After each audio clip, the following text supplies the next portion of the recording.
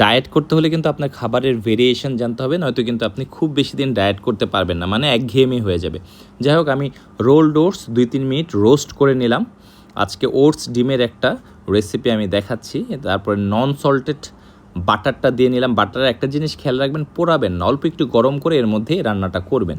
3টা ডিম, পেঁয়াজ, কাঁচামরিচ, চাইলে একটু রসুন দিতে পারেন, পরে হলুদ গুঁড়ো, মরিচ গুঁড়ো, গোলমরিচ গুঁড়ো এবং প্রয়োজনীয় লবণ দিয়ে আমি বাটারের মধ্যে এটা দিয়ে দিব। বাটারটা কিন্তু যে অল্প একটু গরম করে পাশে রেখে দিয়েছিলাম, এই যে দিয়ে দিলাম। এই যে ডিমটা দিয়ে এর মধ্যে এবার যেটা আমি রোস্ট করেছিলাম ওটস, ওইটা পুরোটা দিয়ে দিব। তারপর বিস্কিট আকারে আপনি কিছুক্ষণ করলে দেখবেন বিস্কিট আকারে হয়ে যাবে, এটা ভাগ করে নেবেন।